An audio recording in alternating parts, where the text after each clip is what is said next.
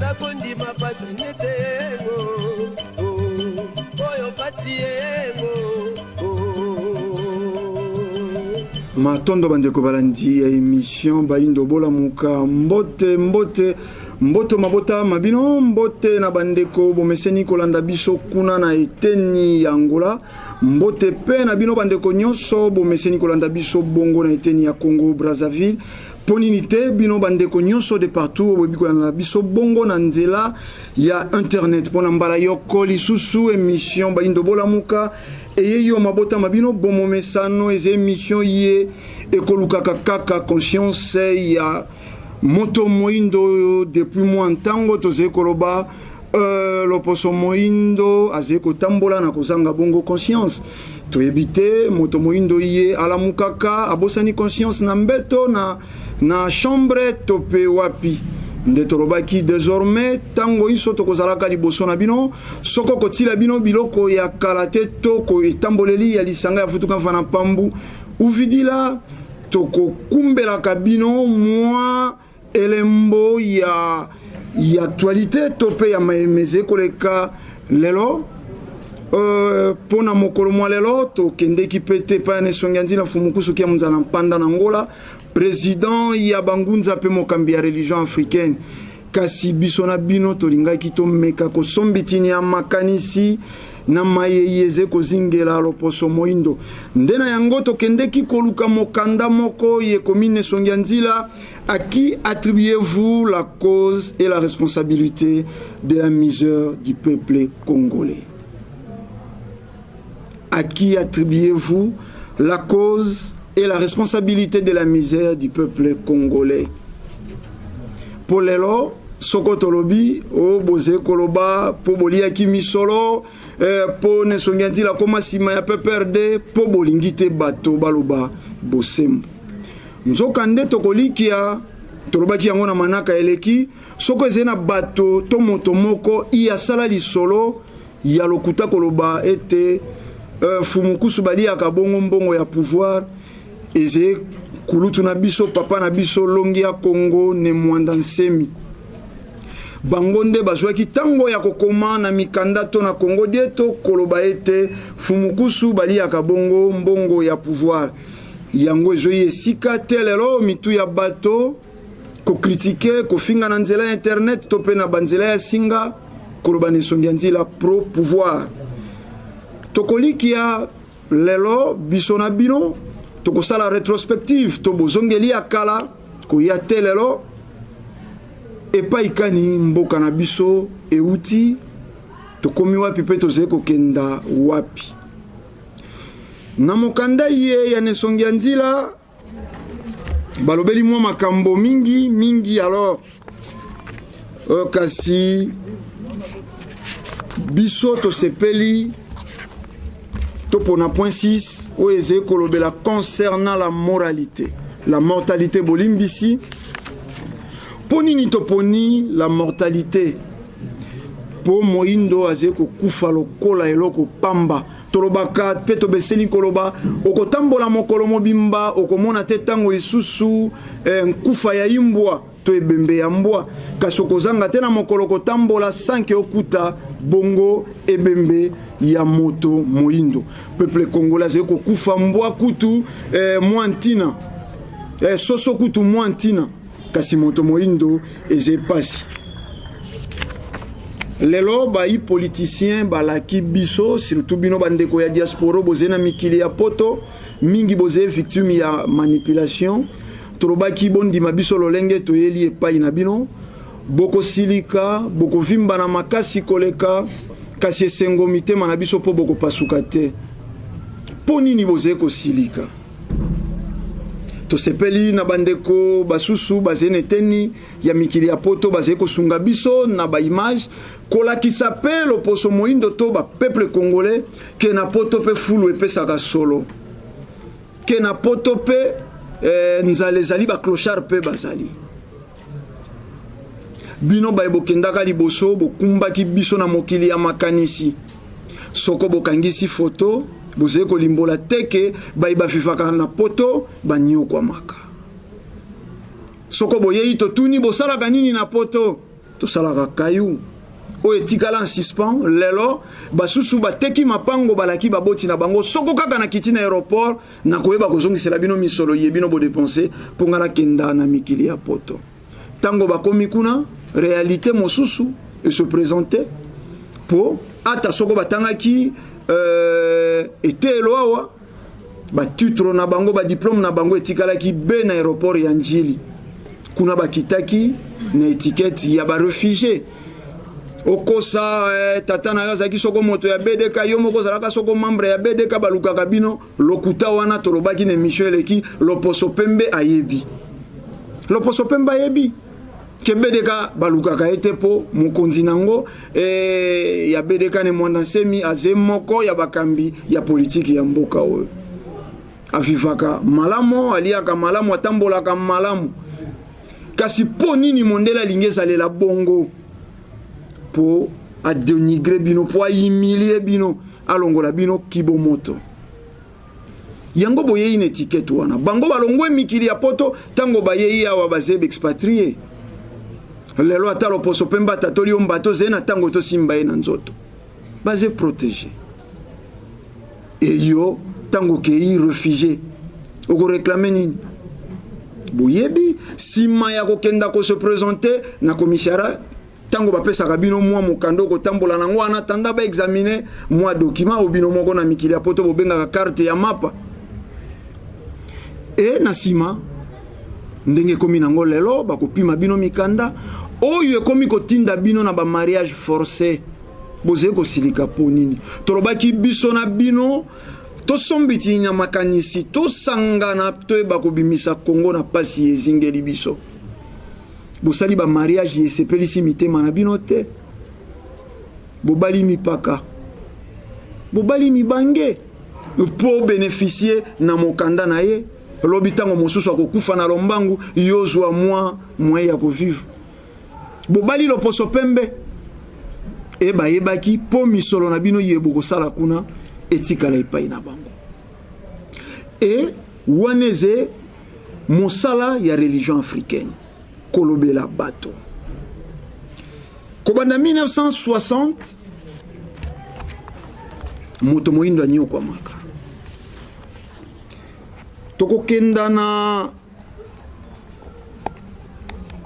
réflexion moko ne songanzila fumukusu kia mzala mpanda na ngola basali na mokanda na bango tozalaki na cimetière ya Gombe Kalina à l'époque na 1960 o ezalaki cimetière ya Loposo Pembe cimetière ya Kalina kobanda 1960 wana biso ba epamba biso ba bimpumbulu biso ba etozangi ntina tozalaki na ba cimetière minei Kasavubu cimetière ya Ngiringiri cimetière ya Njili pe bongo cimetière ya Kabinda wapi epai batongi RTNC lelo cimetière ya Loposo Pembe moko botala mwa circonférence nango to surface nango kobanda 1960 Loposo Pembe pa kufaka kasi biso 4 cimetières etondi Kasavubu Ngiringiri ya Njili pe bongo ya Kabinda yambo tokoma na 1990 Gombe te na 1990 kobanda 60 te na 1990 bazé ko kundanano ata sima ya mwa bambula sima yaki kokoma ba libéralisaki yaki kokoma na baindo bazé na mwa misolo kasi te na 90 cimetière wana emitonde la kité de 60 à 1970 Kitambo et Tondi bota la surface ya cimetière ya Kitambo de 70 à 1980 cimetière ya Kimbateke et Tondi 1980-1990 cimetière ya Kintsuka et Tondi et en 1990 bafunguli cimetière ya Mbeteke ndesima ya mikolo lokola bamonaki cimetière ya Mbeteke pese ko kenda na kotonda ba libéraliser ba cimetière o bakangaki bazongi ko kundana kitambo bazongi ko kundana Kintsuka bazongi elelo cimetière ya Kintsuka eze ya kotekama mais mission eleki tolobaki eze na makambo ebele peuple congolais akoki ko revendiquer ou eze kaka matière politique te totunaki bino lelo bato baze kolaka bino bomengo soko kaka lelo bango bakoti na pouvoir président Kabila kei lobi botorute boti lobi bomo ya moto moindo to ya peuple congolais ebongi totuni bino nani oboyebaki azalaki opposant alakaki biso bonheur sima ya kopesa ye mosala tokoya na ye na pouvoir asalaki eloko moko ezalaki makanisi topesaki bino exemple ya Jean-Pierre Bemba oyo amibengaki un vrai nationaliste a combattre Mzee Kabila sima ya combattre Mzee Kabila président Kabila bakei tokomaki na gouvernement 1+4 Jean-Pierre Bemba simbi finance accord Yamboudi vous avez deviné la suite ba fonctionnaire salaire ezaki lolenge kani boyebi lelo tozepe na basuso ba uti freshman en opposition totanga ndeko Tomaloaka ndeko Germain Kambinga lelo basé na pouvoir basali nini pour na peuple congolais nzokande ensemble il fallait ki tozonga na makanisi ya koloba eloko ezali kobuma Congo eze système président de la République te potolimbola ki na bamanaka eleki to protégeaka président Kabila te kasi to protégeaka kiti ya bokonzi wana po lobi to sima ya lobi kolandela bilembo to bileko bya ntango président oyo akokota yepa yakuta protection wana yango to protégeaka président Kabila est un individu akoleka mokolo moko songolo mais bonga wana soki eza sécurisé te bolandaki belemo ototilaki bino ya 2000 nesongi nzila na salle culturelle ya zo koloba naze komona mikolo ze koyaba koluka ba éliminer Mzee Kabila tango wana Kabila pesaka bango misolo wana balobi yango le 13 mai 2000 nazo et le 16 janvier 2001 ba assassiné Mzee tango Mzee azalaki na bomoi ata mokolo moko te azalaka moto malamu plus dictateur que Mobutu moto auti na Zamba azeko maîtriser mode de vie à ville te boyebi nini elobama kite na Mzee Kabila tango esiba assassiné akei voici l'homme qu'il fallait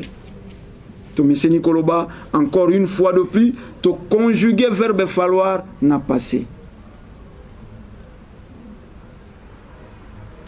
Yamboto zonga na développement ya masolo yetoze nango lelo na Meseni Koloba soko bilili bize na lingaka penza koloba mingi te soko toze ko beta nkota yo kona bandeko bazene teni ya ruji tokenda sikawa total ndeko moko na mikili ya poto se donaki peine ko filmer pona biso ya bango ba cimetière tokomona na bayiba kufa na 1800 na bayiba kufa ki na 1900 juste lolenge kani batombo na bango pe cimetière ya Loposo Pembe ezali protégé kaka ye moto alobaki na yo laisser les morts enterrer leurs morts soko moto akufia asilitina soko moto akufia komi démon totala na ino lolenge kani yaze ko batela isika kanya tia banzoto ya bandeko nani tolanda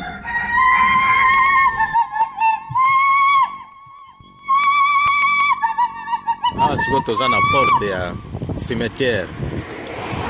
toza na porte ya cimetière awa toza déjà ba 20h 21h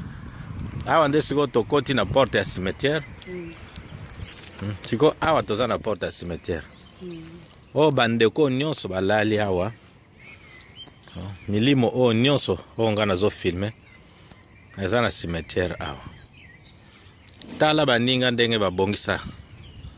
ba cimetière. ezaka neti par exemple cimetière Sikoyo mboka oyo biso tozali neti ka eza mboka moko ya moke. tubaka Pascal bie bitali Mboka oyo biso tozali eza nango mboka moko ya moke. Mais tala sikoyo bote na cimetière. Tala net ba cimetière oyo. Ndeko oyo tala komona ane na ye ya botamaki. Sikoyo soki oyeboye okomona mosusu au 1800. Mais cimetière ezali eza te baluka bakebenga moto. Mais akufaki na 1901. Akufaki na 1901 moto oyo. Azaki na nani? So moni awa tala mokolo botamaki ti akufi 1934 akufi na awa toza na butu 21 na ndambo toza 21 na ndambo kokoti na cimetière kuna kokota ti na cimetière mutu senga permission awa toza cimetière dozomona bandeko oyo nyonso abotami na 1905 bato baomelaka tala ndenge ezali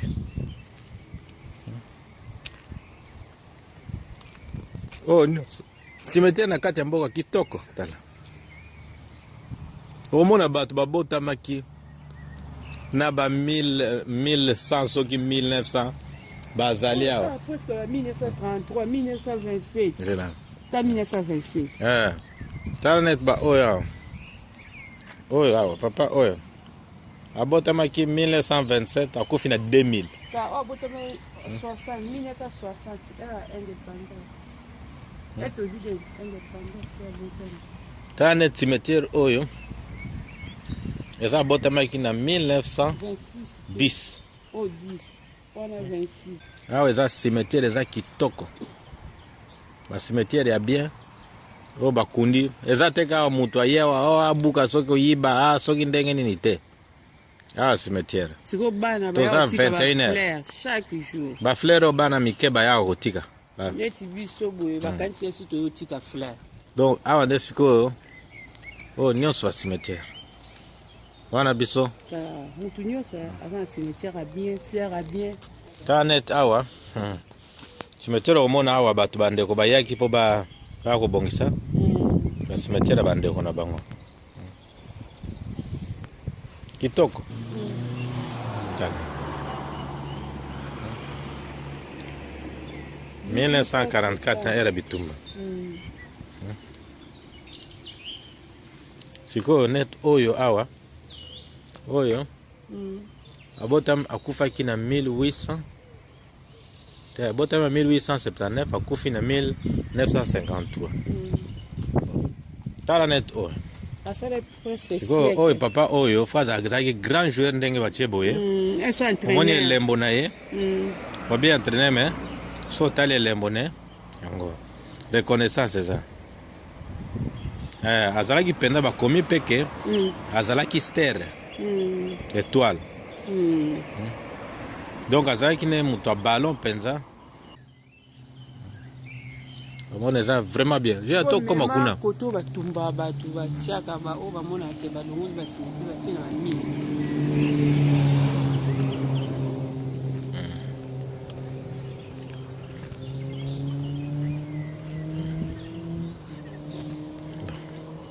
Siko eza okabola. Batu o ba kengela ba cimetière. Siko pe koto yo eza pe ga cimetière. Mais eza bale mususu na ba ya. Na yebite poni bakabola ita ma ekota wana. Eza ba cimetière ba tiango pe na ndenge mususu. Bon.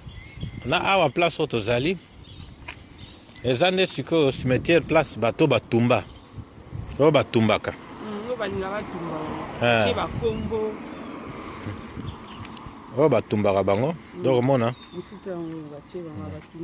Batumbi basali ka boye. Kasi ndipe bacha na film ya Yesus net na bakara. Omoni ba o nyonso ndo batumbaki bango. Bazwi siko. Bazwi ba cendre wana. Bache wana. Bakombo. Bache le mwaka. Donc ba oyo awa bazwaka basandre wana bapoussière wana batieni yango nyonso awa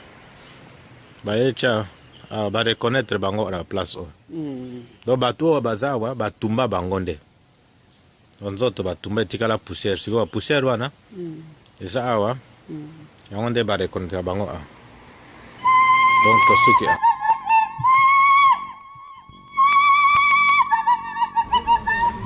matondo bandeko balandi bino moko bouti kolanda botoni openza biso rigueur te bomoni qualité ya image ezali kolimbola esalamaki na moto oyo aze amateur na mosala wana kasi na souci ya kocontribue na etumba lobiko ya loposo moindo toprofite tozongisa matondo na ndeko aluchi na mosala bozali kosala bokoba mapamboli na mosunyi ezali komonana te kasi balongo pe fumuki mbangu bakotikaka bino te na souci ye bozali komonisa na kati ya mosala ye tolingaki image ye to compare yango na bacimetière na biso tomoni kuna bato babunda deuxième guerre mondiale 40-45 ndenge batombo na bango ezali kongala tomoni bato mosusu bakufa na ba 1897-95 kasi awa na République démocratique ya Congo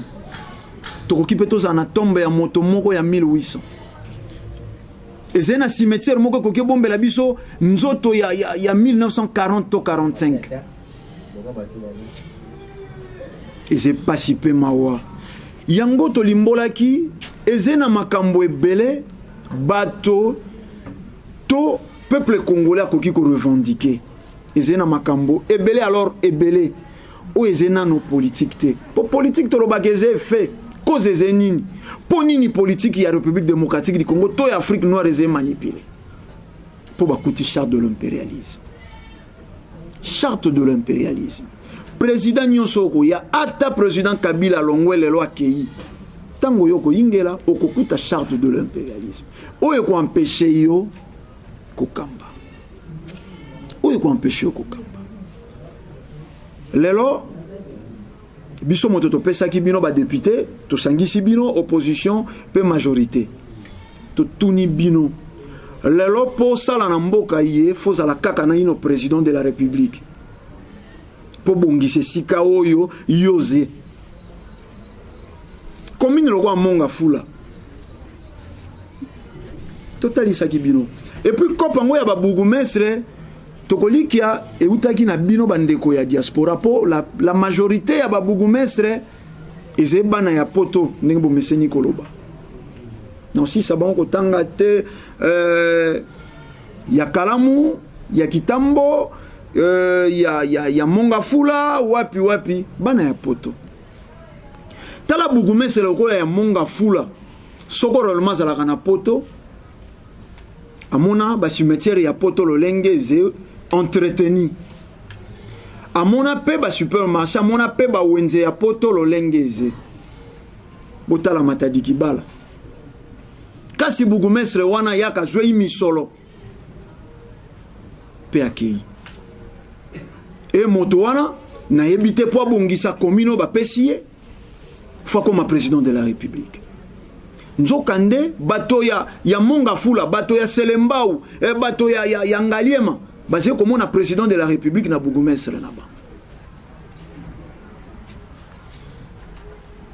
tango bokei poto bokuti ba autoroute tango bokei mikili ya poto bokuti ba pharmacie bokuti ba hôpitaux ya kobonga tango boyeya bokumbeli bisoni bokumbeli biso be pique-nique kuna tata na mama basokolaka bolumbu basé comme on a na bibelu nde bokumbeli biso ba bourgmestre basé ko organiser ba pique-nique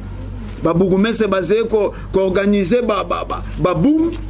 yango ya tina oyo bino bokumbi kozanga bonzambe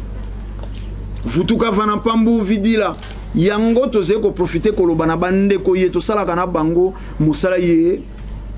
etumba lobiko loposo moindo prophète Atoli ne mwandansemi bato ya église de Noire tata na biso lolendo boze belé otokosi sate kotanga bakombo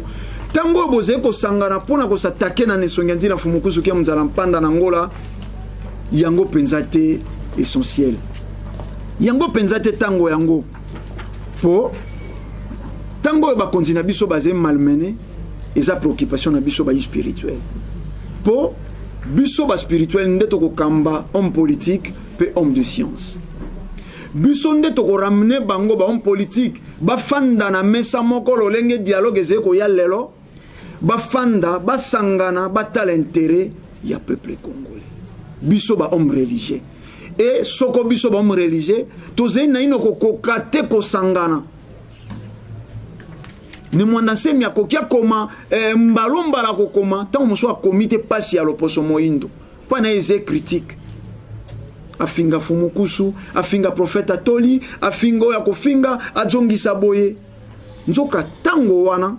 soko akomaki o eze ko servir n'intérêt ya itumba lobiko ya loposo moindo apesi mo avantage apusi mo itumba profeta toli akokia le kana émission azena moi mikande ebele to monaka atangaka mais tokokamwa prophète atoli na esika tanga ba preuve oyo ekolongola lisusu moindo moi boinga azoi 15-20 minutes pona ko luka ko chola ne songianzila mais tokolikia bo meseni tango iso kolanda émission ba indobola muka oyo esalami na nesongia nzila neteni ya radio neteni wapi nyonso totila bino baba totila rabino ba élément ezene mission to bokoloba fumukusu asataka na moko ya etumba yi nzoka soko to lobito ti anano le point sur les i ndenge bino ba ilo poto bo meseni koloba soko ezena lisanga moko ebundelaka loposo moindo lisanga futuka vana pambo vidila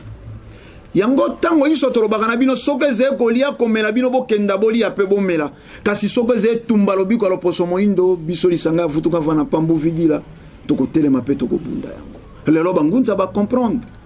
ba yei ba mitiki ba kambama na nesongia ndila po nini po tango yesengi religion africaine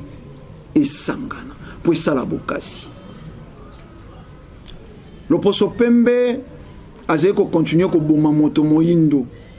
tango yo lelo bokanisi ezaleli ya koteka ba cimetière et uti wapi si uti na loposo pembe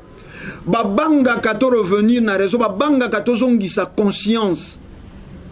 soko tokomona ba cimetière lolenge etandami tokomituna po nini pana biso ba cimetière ezeko tandama lokola mayebo eko pesa biso makanisi totuna po nini tokufaka boy po nini loposo pemba kufaka lokola biso te e soko to bandi ko tuna mituna ya lolenge wana e pa ikani moto azonga ka conscient ba kotisi na bakonzi ezaleli mabe ya koteka ka ba cimetière pona ko efasa ka histoire lelo nanya ebike ngiringira zaki na cimetière bana ya makala ba ebike ko pusana koleka soko le destin ko pusana ko kota na gauche muke cimetière ya monene pe zalaki wana lelo komi bandako lelo cimetière ya Kintsuka o bakoya lobi bakoye bateke cimetière ezalaki lelo RTNC efanda likolo ya milimo ya bakoko na biso likolo ya bisika bakunda bakoko na biso histoire ebungi et toze komona lokola cimetière oyo ebandi ezembetseki nzoka nde soko balakisaki biso uta 1960 te kokoma lelo lolenge kani moindo azeko kufa elingaki pesa biso makanisi elingaki fongola biso bongo baluki ba effacer histoire nyonso wana biso ba politicien tokolobela yango bato te tozepe kolinga bino tomona bino ko telema lelo babengi vaccin ya récupération de 0 à 23 mois bana yé bazwaki yango te vaccin ya récupération s'il vous plaît balobi mwana yambo akoma na mbula moko fazwa vaccin soko 6 fois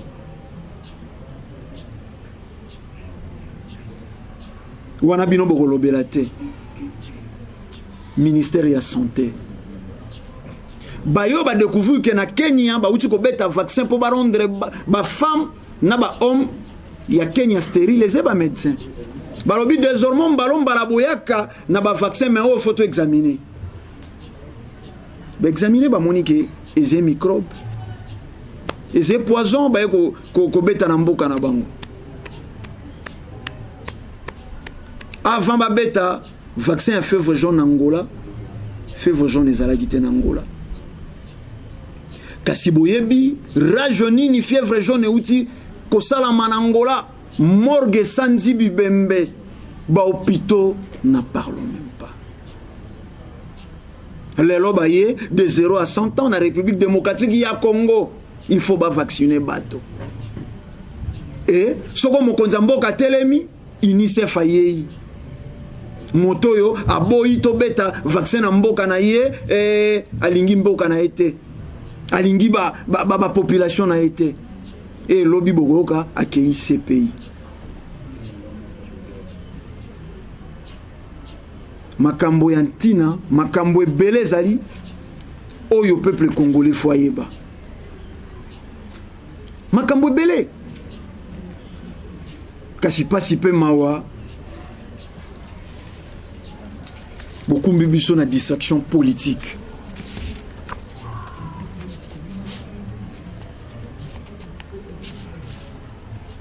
kune bembe ya 1800 protégé bomoni même na esika ye bakundaka soko batiaka putulu ya nzoto ya bato batumbaka donc moto esiba batumbi kasi mwa poussière bakotia date ya botamaki na date ya kufa na ye babongiseli yango esika bolandi ndeko wana lobi tokoti na cimetière na 21h ezelo kwa jardin botanique ezelo kwa bato bakei kotala ba fleur matondo mingi na bourgmestre ya Kitambo oyo personnellement toyebani te kasi na mwa mosala boze ko sala courage boende bokosunga mboka na bino République démocratique ya Congo mawa na bourgmestre ya Mongafula mawa na bourgmestre ya Selembao mawa na bourgmestre ya commune ya Ngaliema bouti na mboka bato ba démissionner kate beaucoup démissionner te vraiment na isika bino nde boze ko bebisa lisusu image ya président de la République babimisi misolo po babakisa bande mobimba na rue de Matadi o lelo isika wenze ya Matadi kibaleze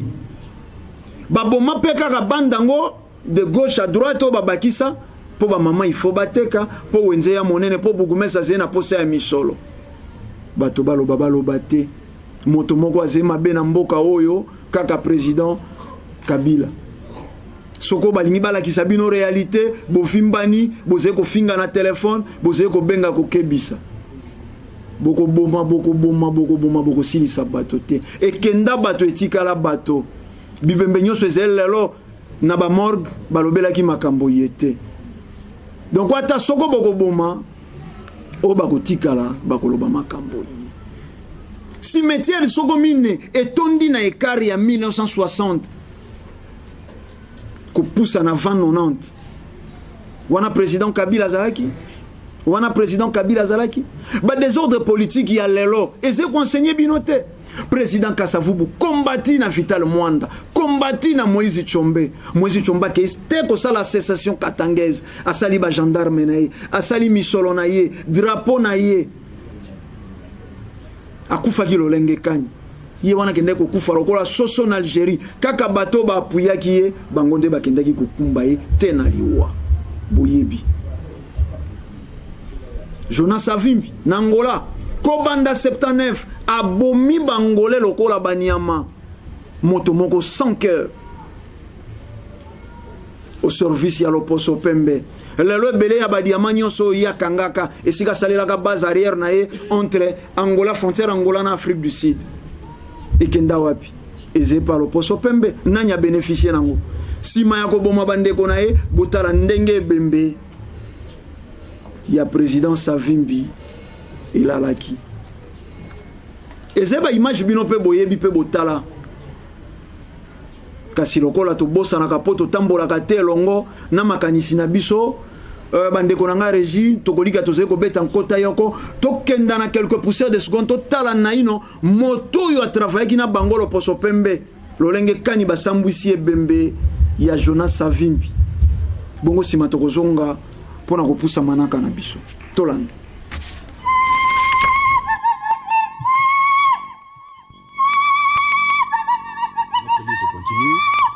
Certains de ces pays continuent à nous soutenir. Pas question donc pour lui d'exclure du champ de ses soutiens potentiels le régime d'Afrique du Sud qui règne en maître dans la région et qui tient la Namibie. Pretoria va lui apporter son aide parce que l'Afrique du Sud veut également repousser le communisme qui représente pour elle une menace. Monsieur Paolo Gatto, on a beaucoup entendu Jonas Savimbi, dont vous étiez l'un des proches dès la première heure, l'un de ses fidèles lieutenants, fustiger le communisme et vanter le bloc occidental capitaliste. Jonas Savimbi était-il vraiment le libéral qu'il présentait? Votre mouvement, l'UNITA, était-il réellement aussi anticommuniste qu'il le prétendait? Bon, ça c'est une question très très sérieuse. En fait, l'UNITA, je ne pense pas que l'UNITA ait été une fois un mouvement de droite. Non, ça c'est exclu. Il suffit de regarder les origines de Jonas. Il est issu d'une famille pauvre et qui a fait ses études avec des difficultés. On va voir ses premières alliances. D'abord en Afrique et un peu plus tard dans les années 66, 64, 65 avec les Chinois. Donc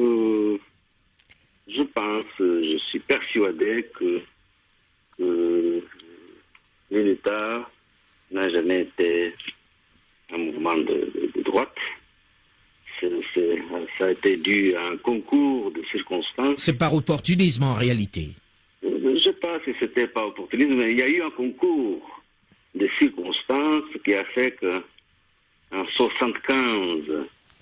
au moment de la décolonisation, les soviétiques qui avaient atteint à ce moment-là le pic dans leur expansionnisme, surtout avec la défaite qu'ils ont infligée aux Américains au Vietnam, ont fait leur choix, lié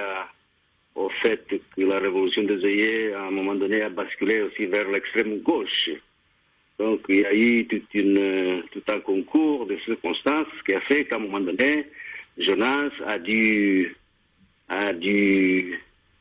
trouver les voies et moyens, d'abord pour trouver l'argent, il s'est mis avec les autres en réalité. Non, c'est pas pour trouver l'argent. Une raison, de trouver de l'espace et des alliés. L'un des principaux alliés est le régime raciste d'Afrique du Sud qui lance l'opération Zulu. Dans ses fourgons, elle amène les guérilleros de Jonas Savimbi jusqu'à 200 km au sud de Luanda, près de Porto Amboy. Pourquoi Jonas Savimbi, qui se disait au départ opposé au régime sud-africain, choisit-il de s'allier à l'Afrique du Sud? Oui, écoutez, ça c'est plus compliqué qu'on ne le croit. Hein.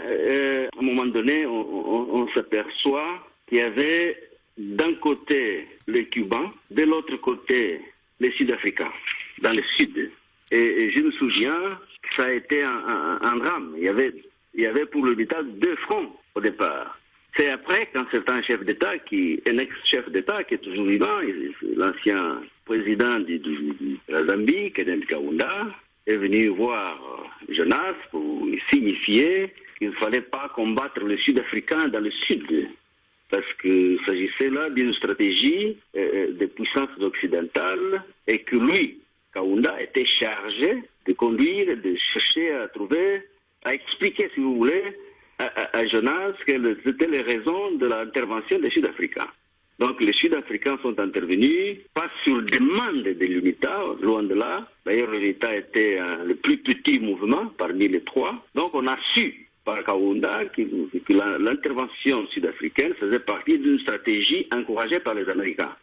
Ça veut dire qu'à aucun moment vous ne faites vraiment le choix de vous mettre avec les Sud-Africains, mais en réalité, on vous dit de vous mettre avec les Sud-Africains. C'est qui vous arrange. On nous dit que les Sud-Africains n'étaient pas un adversaire, un ennemi, mais ils étaient un allié, même des circonstances. Mais cela ne vous a pas gêné, ce régime qui était combattu par la plupart des nations africaines, qui était un régime d'apartheid? Nous avions dans nos bases à l'époque des ex-combattants de la SWAPO qui étaient avec nous. Il faut préciser que la SWAPO, l'organisation du peuple du sud-ouest africain, était le mouvement de la résistance en Namibie. J'ai été chargé par le président Savimbi d'aller voir nos amis de la SWAPO pour leur expliquer, pour leur dire exactement qu'est-ce qui se passait. Et j'ai été chargé d'aller quelque part dans le centre du pays où on a trouvé une région dans laquelle nos amis de la SWAPO ont été placés. Donc, comme vous le dites si bien, on n'a pas choisi le soutien sud-africain, mais ça faisait partie de la stratégie des puissances occidentales à un moment donné. Surtout les Américains qui venaient de subir une défaite au Vietnam, ils étaient dans une position très très faible et ne voulaient pas risquer ouvertement de s'engager dans un autre conflit. C'est pour cela qu'ils ont trouvé dans la région une force organisée, puissante, qui pouvait quand même freiner dans une certaine mesure en attendant une clarification de la politique américaine à ce qui concerne l'intervention dans ce qu'ils appelaient à l'époque les conflits régionaux, jusqu'à ce que le Congrès a découragé les Américains d'intervenir dans un autre quelconque conflit. C'est à partir de ce moment-là qu'ils ont dit, voilà, nous on quitte, et ils ont dit aux Sud-Africains, si vous voulez rester, c'est à vos risques et périls. Et c'est à ce moment-là que les Sud-Africains ont dû quitter, eux aussi, je crois qu'en février 1976. Avec le départ des Sud-Africains en cette année 1976, l'UNITA se retrouve seule et désemparée, mais pas pour longtemps. Jonas Savimbi s'organise. Un grand communicateur qu'il est, il veut le soutien des grandes puissances. Et pour cela, il va jouer à fond sur les divisions idéologiques qui divisent le monde en cette période de guerre froide. Jonas Savimbi. Si nous craignons que l'autre côté, l'autre partie constitue aussi une force avec les pays africains progressistes, avec la Russie, cette force est déjà constituée. Elle est déjà constituée, j'en ai des preuves. Dans l'affaire de l'Angola, il y a eu Russes, pacte de Varsovie, parce qu'il y a des Russes, les Allemands de l'Est, les Bulgares, Cubains, n'est-ce pas, qui sont maintenant chez nous, donc je crois que les forces de l'autre côté sont déjà coalisées. Alors là, ce n'est pas nous que nous allons forcer, ce n'est pas l'Afrique moderne qui va forcer l'autre côté à s'organiser, est déjà organisé. Je ne pense pas, toutefois, qu'il soit souhaitable qu'on force encore une autre armée d'intervention. Mais il faut quand même qu'on montre qu'il y a une volonté. Chaque fois que la Russie et les Cubains interposés essayeraient de déstabiliser un pays africain, alors qu'il y a une volonté africaine, d'abord, et il y a aussi l'amitié des autres pays qui nous aideraient à contrer cette expansion. Je crois que c'est un problème qu'il faut aujourd'hui poser clairement. Pourquoi y a-t-il des forces étrangères en Angola? C'est parce qu'il y a eu l'absence d'autres partis. Parce que dans le monde actuel, contre notre volonté, mais la situation, il faut l'accepter comme elle est, il y a des superpuissances. L'Amérique, la Russie. Alors, où il y a l'intervention russe, pour neutraliser la situation, il faut l'intervention américaine. Tout au moins pour neutraliser les Russes. Mais en Angola, il y a eu absence de volonté de la part des Américains d'agir. Je ne pense pas que l'Occident est en train de juger exactement l'ampleur et la profondeur des intentions des Russes de contrôler l'Afrique. Et si les Russes contrôlent l'Afrique, il va des soi. Américaine, pas seulement au niveau de moyens matériels, mais aussi et surtout au niveau diplomatique. Jonas Savimbi n'en attendait pas moins. De monnaie d'échange possible, le voici consacré, défenseur du monde libre par le gouvernement Reagan. Il faut dire qu'il a rivalisé d'ingéniosité pour séduire le bloc occidental. Le premier week-end de juin 1985, il a créé l'Internationale démocratique avec les contrastes nicaraguayens, un représentant de la guérilla afghane et l'organisation du peuple de Lao. Jonas Savimbi n'en est pas à sa première offensive de relations publiques. Journalistes et hommes politiques sont souvent conviés à Djamba, sa base, pour des démonstrations à la fois de séduction et guerrière. L'abrogation de l'amendement Clark sont un réel espoir pour lui et son mouvement. Mais le chemin de Luanda n'est pas pour autant ouvert. Avec ce soutien de taille, parviendra-t-il à s'y installer? Le bloc communiste n'a pas encore dit son dernier mot. Eduardo dos Santos n'a absolument pas l'intention de se laisser faire. Les mois et les années qui vont suivre s'annoncent particulièrement mouvementés. Surtout que plusieurs...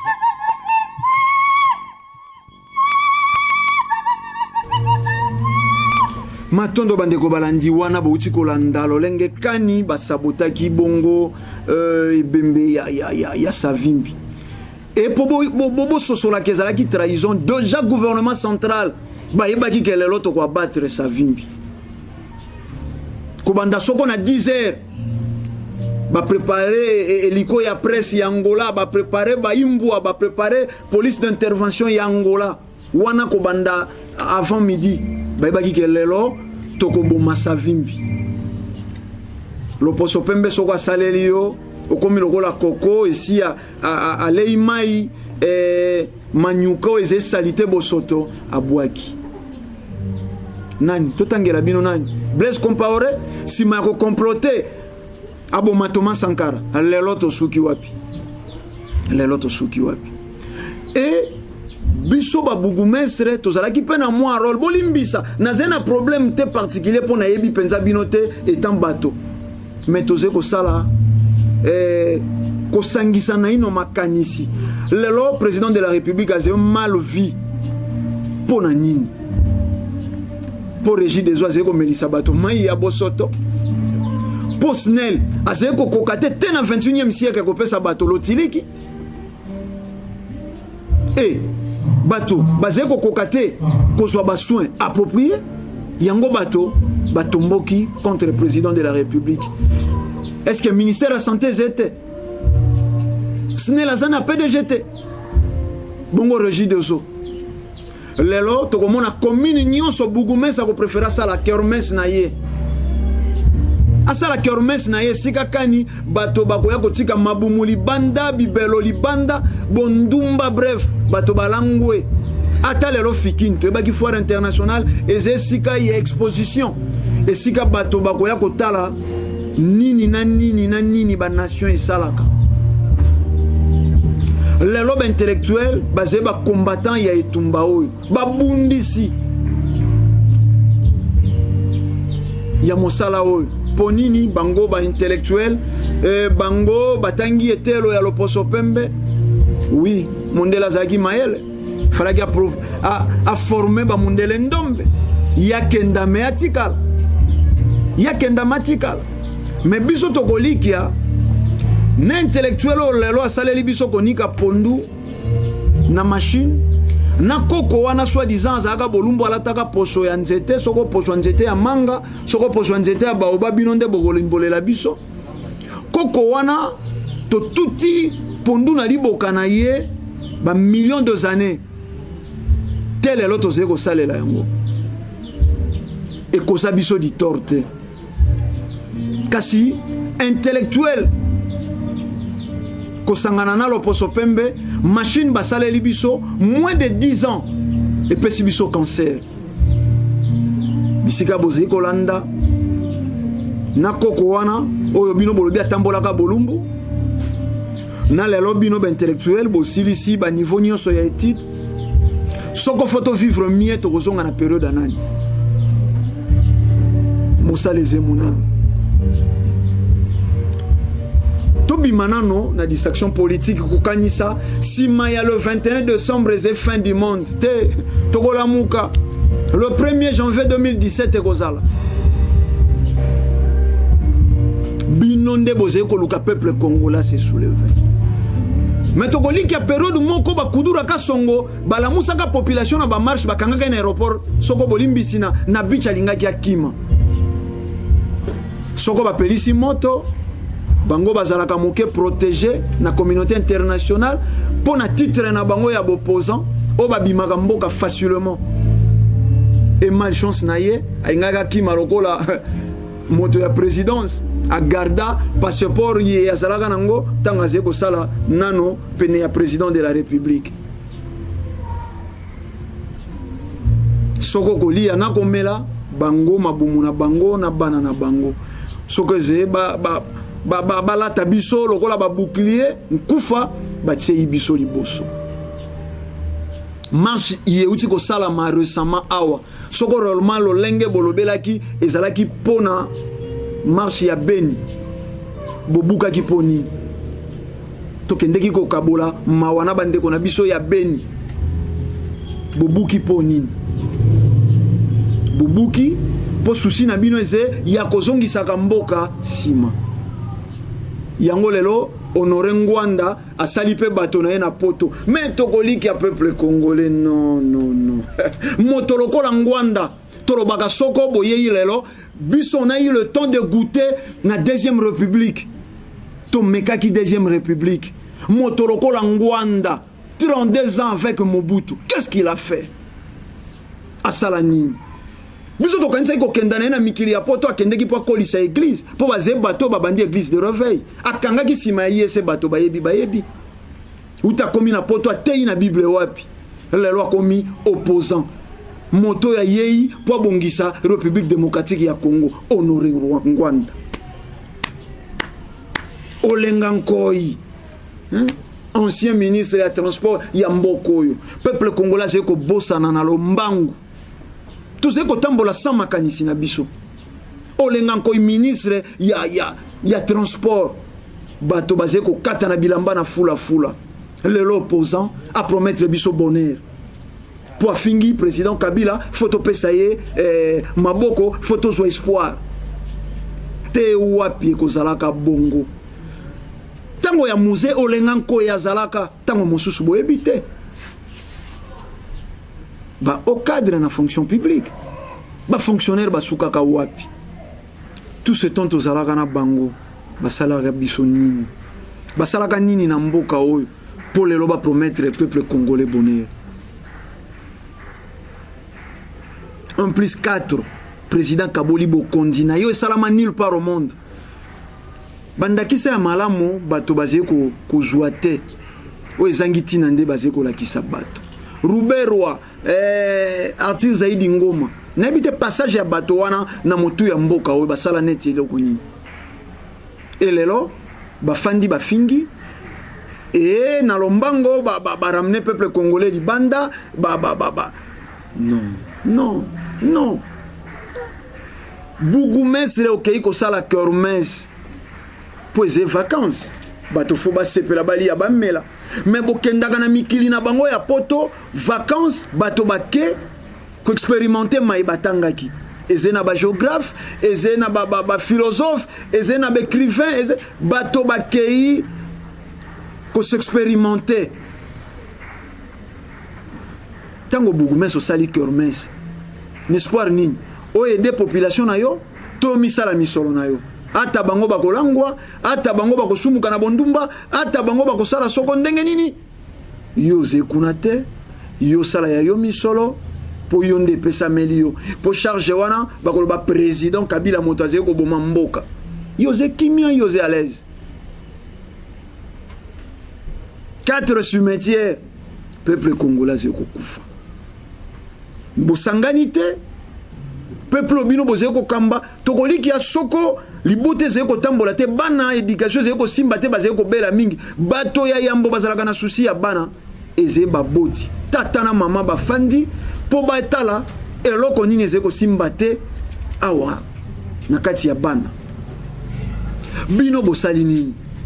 peuple congolais kufaka loko soso kenda na morgue to kotanga ba morgue te boyebi ndenge bakoma kotanda ba cercueil bayo bazana acteur principal bamonaka lolenge kani bibembele kanaka effort nini bino bosala lelo moindo batindelaka ebilia epola bakisi périmé o ba changer ba date bino boyebi yango effort nini bosali pona ko conscientiser moindo pana bino conscience ezekaka président dégage Kabila dégage bato basala ba vidéo ba finga Ngwanda sali histoire na ya lokuta président Kabila Rwanda tout fait kombo na ye Kabangete kombo na ye Kanambe batuna bino Kabange lobika kalipasa epa ya baswahili soko aze Kabanga ete pesa ye kombo ya lipasa telelo bokoki ko ya nolate telelo bokoki ko ya nolate bopesa kombo lelo soko to buki 91 to bukaka te bato bazwei ba sardine bato mosu batiaka ba sanduku ya ba sardine ni na ndako et après chômage pasio bato baye ko futa na 97 na tango ya musée to yebaki te ke tolona ki yango ko banda 91 et lelo Bozé Koloba Soko président de la République à l'Ekikaka le 20 décembre violation ya constitution et Bongo Bino tango le 19 janvier 2015 déjà bo telemaki bo koti na balabala bo buki pona ko benga na président de la République bo viola ki tote nzoka to ko kenda na mo mokanda moko ya mo moke ya mboto si émission mokolo mwalelo protocole des sages de Sion. Nous avons un article politique utilisé comme instrument. C'est pas si peu mawa. Beaucoup silica, kasi beaucoup pasukate. En distillant un souffle de libéralisme dans les organismes d'État, nous modifierons tout leur aspect politique. Une constitution n'est rien d'autre qu'une grande école de discorde, de malentendus, de querelles, en un mot, une école de tout ce qui sert à fausser le rouage de l'État. Ana kitalase étant de zengonga. Bo souffri to kabwana na mokolo mwalelo. Toze ko limbola soko eze ba émission yelobelaka bolumbu ya basi, ba émission yelobelaka faiblesse sexuelle bangonde basé na tango ya kozwa ba espace po yango plan ya loposo pembe atali sabino kaka na bondumba bato batali kaka mikongo bato batali kaka sima ya femme africaine telelo na ba chaîne soko kei ko luka espace yé o conscientiser ba indo eze pasi soko ba pesi biso 40 minutes tala montant kasi bato bazeko diviser musique américaine ezeko la kisakaka bolumbu ya mwasi bango wana nde bazwe espace ya ofele bato balobeli impuissance sexuelle soko pe faiblesse sexuelle bango nde bazwe esika balingi te peuple congolais azala conscientiser balingi te peuple congolais atambole longo na makanisi na ye et ba politicien basé na sima wana moto akosa yo te ye lelo azé opposant po bongisa mboka fakota na pouvoir c'est faux depuis toi zeko gagner $10,000 à foutre à chauffeur na 100,000 francs 1,600 to 200 soko 2,000 francs bolimbisi na mokolo poso mbaka soko lipa na nguba moto ya bonga ta comme président de la République akosala nini soko zé ministre ko kosala te pona mboka na yo.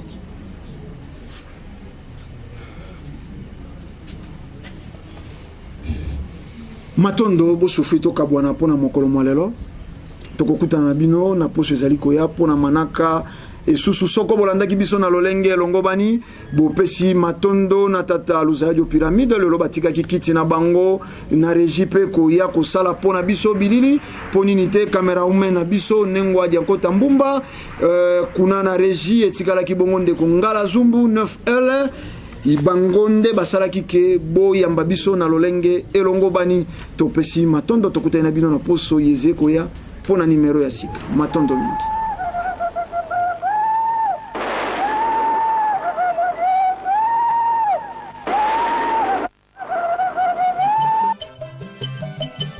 Moino atana patiengo atakondi mapatrinete oyo patie